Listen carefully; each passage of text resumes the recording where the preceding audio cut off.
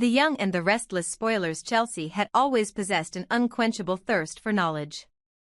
From the moment she first heard whispers of the shadowy figure known as Aristotle Dumas, an enigmatic power broker rumored to be orchestrating a vast undercurrent of influence throughout Genoa City, she knew she could not rest until she had uncovered every scrap of truth hidden beneath his carefully constructed facade. Late nights at the courthouse archives, endless hours poring over property records, phone calls to obscure intelligence contacts, Chelsea's investigation grew more consuming by the day. In hushed tones among her closest confidants, the speculation turned to certainty. Chelsea had not merely stumbled upon fragments of Aristotle's identity, she had painstakingly assembled a dossier so comprehensive that it mapped every move he had ever made in the shadows. It was a revelation that meant little to most, but to Victor Newman, it was nothing short of a lifeline. Forced to reckon with the prospect of a battle he could ill afford to lose, Victor found himself staring down the barrel of an adversary whose reach and ambition eclipsed his own. And so, driven by desperation rather than generosity, he extended an invitation to Chelsea, one that would test loyalties and push both of them to the brink of betrayal. The meeting took place in the ornate conference room of Newman Enterprises, its gleaming mahogany table a testament to the power Victor once wielded unchallenged. Chelsea entered precisely on time, her heels clicking against the marble floor like a metronome marking the pulse of their high-stakes negotiation. In her hands, she carried the leather-bound binder that contained the sum of her discoveries. Photographs of Aristotle's clandestine gatherings, dossiers on the associates he had recruited, evidence of illicit deals struck in quiet boardrooms and dimly lit backrooms. Victor greeted her with a measured nod, his steely gaze betraying a blend of curiosity and wariness. "I've heard you know who Aristotle Dumas really is," he said, voice low and even. "And I understand you have proof." Chelsea's response was calm, almost casual, "I do. But information like this isn't given away for free." She placed the binder on the table between them, opening it with a deliberate flourish to reveal crisp photographs and neatly typed intelligence reports. Victor leaned forward, scanning the contents with a furrowed brow. The images confirmed everything he had suspected, and far more. This was the arsenal he needed to fend off a foe who thrived in the shadows. Yet even as he recognized the value of Chelsea's work, he hesitated. Trusting her meant entrusting his very future to someone whose loyalties could shift like sand. "5 million, Chelsea said, her lips curving into a confident half-smile. "And you'll have my full commitment to keep this out of the wrong hands." Victor's heart beat faster as he weighed her proposal. $5 million was a fraction of his net worth, yet the true cost lay beyond mere currency. If the intel proved faulty, or worse, if it was a cunning ruse engineered to mislead him, he would be handing over a king's ransom to an enemy of unknown intent. "What guarantee do I have that your information is accurate?" he asked, voice thick with suspicion. Chelsea met his challenge without flinching. "Every fact has been corroborated. I've traced Aristotle's operations from the Cayman Islands to covert meetings in Monaco. I've cross-referenced financial ledgers, interviewed insiders. You can verify every entry, every name, every date." She paused, letting her words sink in. "But if any of it is false, you'll decide my penalty." Victor's jaw tightened. "And what penalty do you propose for a falsehood?" Chelsea's eyes gleamed with steely resolve. "If a single detail is wrong, I walk away with nothing.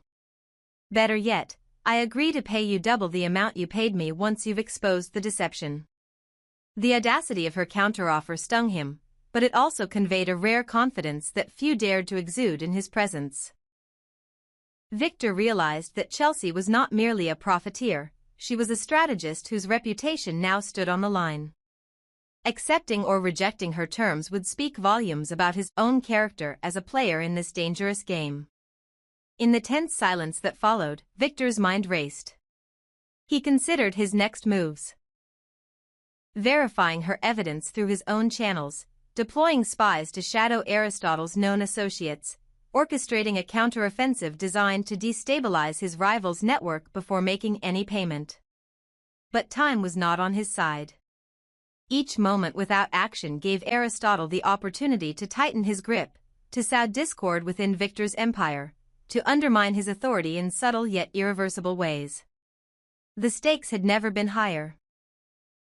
Finally, Victor exhaled, steepling his fingers as he regarded Chelsea with newfound respect. "Very well," he said, voice calm but resolute. "I agree to your terms. I will transfer the funds, and in return, you will hand over everything you've gathered on Aristotle Dumas.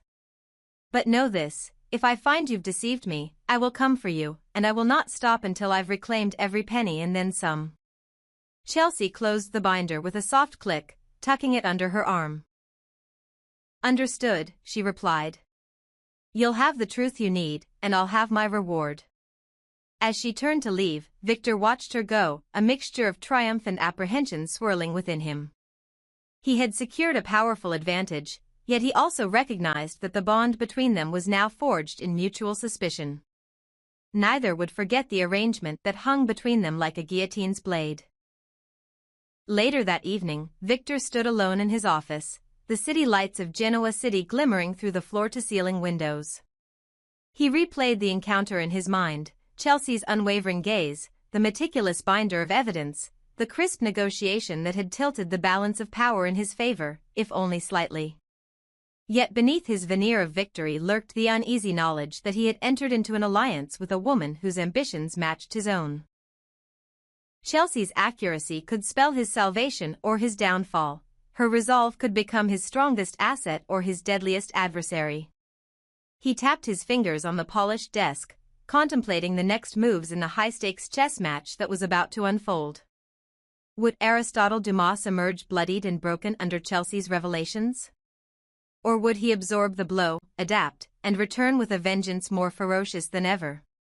The answer would come soon enough. But until then, Victor Newman had to trust in the investment he had made, and in the cunning of the woman who had dared to broker the deal of a lifetime in his world of wealth and power. ChatGPT DNOI, Victor's eyes widened as he leafed through the meticulously organized dossier Chelsea had delivered, the weight of each photograph and every corroborating report pressing upon him with a force that left him momentarily speechless. He could scarcely believe that such detailed intelligence existed, that she had traced Aristotle's clandestine movements from shadowy European back alleys to high-stakes financial conclaves in Geneva, that she could name not just the faceless operatives who carried out his bidding, but also the shell corporations, the covert Swiss bank accounts, and the private jets he used to shuttle in unmarked cash. Never had Victor felt more acutely the precariousness of his empire. How had Aristotle managed to remain a phantom, a whispered thread at the edges of boardroom gossip, when Chelsea's work laid bare the full extent of his reach? And yet the network remained tantalizingly incomplete. Their sources still did not know the man's true face or given name, since Aristotle Dumas functioned ostensibly as an alias, a public brand of menace that kept even his closest allies guessing. Victor closed the binder with a soft but resolute snap, the gravity of the situation finally sinking in. He was up against an adversary who operated by half-truths and shadows, someone who knew all too well how to turn ambiguity into advantage. As Chelsea collected the $5 million in crisp $100 bills, stacking them with calm precision into a sleek briefcase, she could not hide the flicker of longing in her eyes. The deal had been struck, the money had exchanged hands, and now she stood at the threshold of possibility.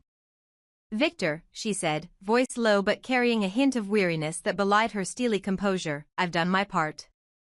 Now I have another matter to attend to." She glanced at the corridor beyond the conference room doors, imagining the escape route that would lead her and Connor far from the suffocating intrigue of Genoa City. Connor, her young son, had weathered too many storms here, his childhood stained by whispered threats and late-night whispers. She had resolved that, once the deal was done, she would remind him that they were free to walk away. But would Connor embrace that freedom, or would he cling to the only life he had ever known? Chelsea's heart tightened as she considered his fierce determination, his stubborn bravery in the face of their shared exile. She reached for his hand, hoping that the promise of a new horizon might outweigh his fear of leaving everything behind. Meanwhile, Victor Newman retreated to the solitude of his office, the dusk of the Genoa skyline casting long shadows across his desk. He played the same questions over and over in his mind. Should he reveal Aristotle's true identity to his allies and the board, or should he hold this knowledge close, using it as leverage until the very moment of confrontation? Public disclosure might rally his loyalists, harden the resolve of his boardroom supporters, and give every competitor fair warning to brace for war, but it might also alert Aristotle to the fact that his cloak of anonymity had been pierced. If Aristotle were to learn that Victor possessed both the alias and the man behind it, he could vanish again, slipping into darker corners of the globe with plans yet more insidious. The decision weighed heavily. To keep the secret would isolate Victor, requiring him to navigate this conflict alone. To expose it would risk giving his unseen enemy an opportunity to strike first. At last, Victor made his choice. Not with a grand pronouncement to the media or a confidential memo to his inner circle, but with a single, carefully worded press release sent to select outlets under the seal of Newman Enterprises. He announced that the identity behind the nom de guerre Aristotle Dumas had been conclusively linked to none other than Adrian Callahan, a once-respected financier whose fall from grace had been orchestrated by exactly the sort of covert maneuvers he now employed on a grander scale. The boardroom gasped at the revelation, the stock tickers wavered, and Genoa's power brokers leaned forward in shock as the name Adrian Callahan, long presumed dead after a mysterious plane crash 5 years prior, resurfaced in the headlines. Victor's calculated risk paid off. Former Callahan associates now scrambled to distance themselves, fearing association with a man exposed as a master manipulator. Lawyers and regulators sharpened their pens, readying investigations.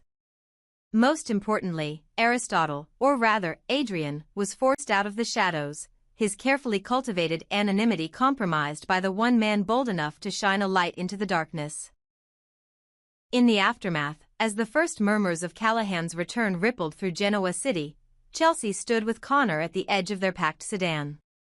She watched the New York-style headlines flash across her phone, Aristotle Dumas unmasked as Adrian Callahan, and allowed herself a rare, fleeting smile. Connor turned to her, eyes wide with a mixture of excitement and trepidation. He had seen Victor's announcement and understood that their pursuit of safety would soon take them far from the only home they had ever known. "Now what, mama?" he asked, voice trembling just slightly. Chelsea knelt to his level, brushing a strand of hair from his forehead, and whispered, "Now we go home, sweetheart. Wherever that may be." As they drove away from the city lights that had borne witness to boardroom intrigues and clandestine alliances, Chelsea held Connor close, hopeful that the future they now embraced would be defined not by secrets and shadows, but by the promise of a life unburdened by the machinations of men like Adrian Callahan. ChatGPT DNOI. Audra had insisted from the outset that Aristotle Dumas's interest in her perfume launch was genuine. That he saw in her vision a creative spark worthy of patronage rather than predation, but the doubt flickered in Nate's mind like a candle sputtering against the wind. Though Audra spoke with unwavering confidence, describing Dumas as a connoisseur of art and innovation who recognized the nuance in her carefully crafted scents, Nate found himself unable to shake the sense that her benefactor's motives ran deeper and darker than simple appreciation. Every time Audra implored him not to attend the upcoming gala, a glittering fete where her fragrance would be unveiled amidst the who's who of Genoa City, Nate's unease only grew. He remembered too well the stories whispered in boardrooms and back corridors about how Dumas's generosity often served as the first step in a much larger game of influence, one in which those who accepted his largesse found themselves bound by unseen strings. And so, even as Audra painted a picture of unwavering support, Nate's instincts warned him that any absence on his part might leave her dangerously exposed to the whims of a man whose reputation for manipulation had become legend. Devon Winters, always the stalwart protector of his clan, made no secret of his resolve to shield the Winters family from whatever spectacle Dumas might orchestrate. He spoke plainly with Amanda, his sister-in-law, confidant, and the one person who had surrendered all doubt about Dumas's benign intentions, declaring that no charade, however elaborate, would distract him from safeguarding those he loved. Amanda, for her part, had delivered a measured assurance. Dumas admired the Y&R's legacy, she said, respected every facet of their lineage, and beyond his public persona of austere elegance lay a man genuinely invested in the well-being of the houses under his patronage. It was a bold claim, but she had backed it with testimony from her own covert meeting with Dumas, testimony that painted him as a man who valued tradition and innovation in equal measure, whose fascination with Audra's perfumery sprang from a sincere appreciation for her artistry. Yet Devon, whose instincts had been honed by countless battles both in the courtroom and on the city's streets, refused to be lulled into complacency. He knew that pride and loyalty could blind even the hardest heart, so he redoubled his vigilance, instructing his inner circle to keep watch for any sign that Dumas's attentions might conceal a darker agenda. All the while, Amanda Sinclair continued to champion Dumas as an ally rather than an adversary. She recounted for Devon and Nate the subtle courtesies he had extended to her. The way he had remembered the smallest details of her family's history, how he had inquired with genuine curiosity about her research into Genoa City's philanthropic legacy, and how he had listened, truly listened, when she spoke of her hopes for the community. According to Amanda, Dumas's respect for each stakeholder in Audra's world had surpassed mere flattery. It had been the firm foundation of a relationship built on mutual esteem. For many, her testimony sufficed to dissipate any lingering suspicion, yet Devon's eyes narrowed whenever Amanda spoke of Dumas's courtesy. He knew all too well that a predator could exude warmth and charm as convincingly as any friend, and he was determined that no one in his family would mistake hospitality for harmlessness. His promise to guard Audra, Lily, and Nate was more than a vow. It was an unspoken oath to stand between Dumas and anyone who might fall prey to his elaborate games. Rumors swirled beneath the polished veneer of social niceties that Aristotle Dumas was in fact Cain Ashby reborn, a man whose demise in a tragic yacht accident had been presumed genuine until an uncanny resemblance began to emerge in late-night photographs and grainy security footage. Billy Flynn's portrayal of Cain had been so complete, so convincing, that those who had mourned the character's loss were now whispering that Dumas was the same man returned from the abyss, steeped in vengeance and yearning to reclaim his place within Genoa City's power hierarchy. Amanda, privy to classified legal documents that hinted at a hidden identity, had quietly shared her findings with Devon, believing that exposing Dumas's true name would neutralize the threat. But Devon, unwilling to act without absolute proof, chose instead to watch and wait, knowing that the moment he sought to denounce Dumas publicly, he risked giving Cain, or whoever lurked behind that alias, the opportunity to vanish once more into myth. His decision was a strategic ambush: gather incontrovertible evidence, then strike with the force of truth to unmask Dumas in full view of the city. Lily, for her part, bristled at the prospect of allowing Dumas to roam free under layers of conjecture. She had always possessed an unerring instinct for deception, cultivated through years of navigating the treacherous waters of wealth and betrayal that defined Genoa City's elite. When Amanda's reassurances rang hollow against Nate's unease and Devon's guarded stance, Lily resolved to uncover the core of Dumas's scheme.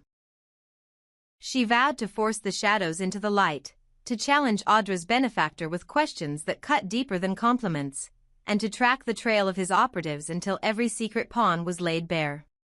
To Lily, this was more than a family matter, it was a test of her own mettle. She could not abide another moment of uncertainty, not when she had seen too many once trusted figures reveal themselves to be puppeteers in a much larger drama. And so, while Audra prepared her perfume bottles and Nate wrestled with doubt, Lily mapped out her covert investigation, determined that Dumas would learn that her loyalty to the Y&R's name extended beyond polite smiles and polished appearances. As the day of the gala drew near, tension pulsed through every corridor of the Y&R's estate. Audra flitted between her dressing room and the grand salon, adjusting the display of glass vials that held her creations. Each bottle, imbued with notes of jasmine and sandalwood, represented hours of alchemical precision, an intimate portrait of her soul distilled into fragrance. Yet even as she arranged her work like a painter arranging canvases, her mind lingered on Nate's reluctance and Devon's protective warnings. Audra recognized that her dream of a triumphant unveiling was entangled with forces she could not fully command. She placed her hand atop the nearest vial, breathing in its soft bouquet, and resolved that no matter the stakes, she would face Dumas with the same courage that had driven her to pursue her passion in the first place. On the eve of the unveiling, Nate paced beneath a crystal chandelier, wrestling with the choice Audra had demanded: stay and stand by her side, or bow to the anxiety seizing his heart and abscond with the pretext of a business emergency. He thought of his younger self, once eager to leap at any chance to prove his worth, and he realized that protecting Audra did not mean fleeing at the first sign of danger.